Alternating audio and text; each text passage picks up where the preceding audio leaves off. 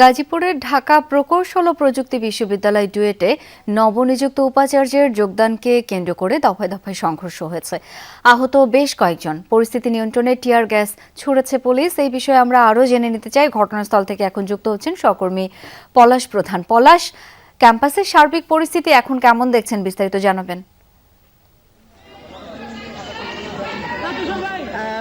সকালে যে অবস্থা ছিল সেটি এখনো রয়েছে, অর্থাৎ বলা চলে যে থমথমে বিরাজ করছে। আমি যদি একটু মূল চেষ্টা করি, এখানে কিন্তু যারা সাধারণ শিক্ষার্থী রয়েছে তারা কিন্তু বলছিল যে সকালে যে আজকে যে বিসি নিয়োগের কথা ছিল, তিনি যেন এই বিশ্ববিদ্যালয়ের ভিতরে যেন আসলে কাউকে নিয়োগ দেওয়া হয়, এমনটা দাবিতে কিন্তু আসলে তারা বিক্ষোভ করছিল বেশ 4 থেকে 5 দিন যাবত, এমনটি জানাচ্ছিল।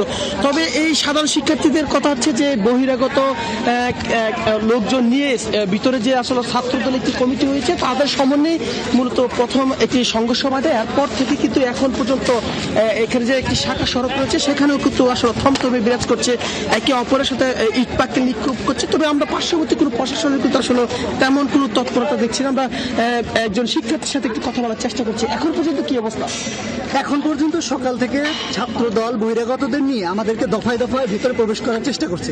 তাদের সাথে প্রশাসনের যে পুলিশ ছিল তারা পর্যন্ত আমাদের সাধারণ শিক্ষার্থীদের ইট পাটকেল ছুড়েছে, টিয়ারশেল নিক্ষেপ করেছে। যেখানে তাদের অবস্থান ছিল এটিকে সামাল দেওয়া। আমরা এখন পর্যন্ত গেটে অবস্থান করছি। তাদের বাহিনী হেলমেট পরিহিত অবস্থায় তারাও এখানে একত্রিত হচ্ছে। আপনাদের দাবি কি? আমাদের দাবি হচ্ছে আমাদের ডুয়েটের ভেতরে শিক্ষকদের মধ্য থেকে যেন ডুয়েটের ভিসি নিয়োগ দেওয়া হয়। এই দাবির প্রেক্ষিতে আমরা সকাল থেকে অবস্থান কর্মসূচি পালন করছি। যেমনটি জানছিলাম শাওন, আসলে এখানে যারা সাধারণ শিক্ষার্থী রয়েছে তারা দাবি হচ্ছে যে ভিতর থেকে যে শিক্ষক রয়েছে তাদের কাছে যদি আসলে একটি কমিটি করে এখান থেকে যাচাই বাছাই করে যদি একজনকে নিয়োগ দেওয়া হতো, সেই বিষয়ে তারা স্বাভাবিক ছিল।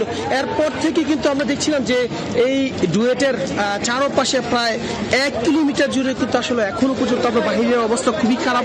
আমরা কিছুক্ষণ আগেও বাইরে যাওয়ার চেষ্টা করছিলাম, বাইরের দৃশ্য যদি একটু দেখানোর চেষ্টা করি, আসলে কেউ স্বাভাবিকভাবে যাওয়ার মতো সেই অবস্থান কিন্তু একদমই নেই। সেখানে কিন্তু ইট পাটকেল নিক্ষেপ করা হচ্ছে। আসলে কোনোভাবেই কিন্তু এটি আসলে নিয়ন্ত্রণ বা স্বাভাবিক করার যে পরিস্থিতি সেটি কিন্তু আমরা এখন পর্যন্ত দেখছি। আমরা ঊর্ধ্বতন পুলিশের সাথে কথা বলার চেষ্টা করছিলাম, তারা বলছিল খুব দ্রুত এটি আসলে নিয়ন্ত্রণ বা স্বাভাবিক করার চেষ্টা করছে।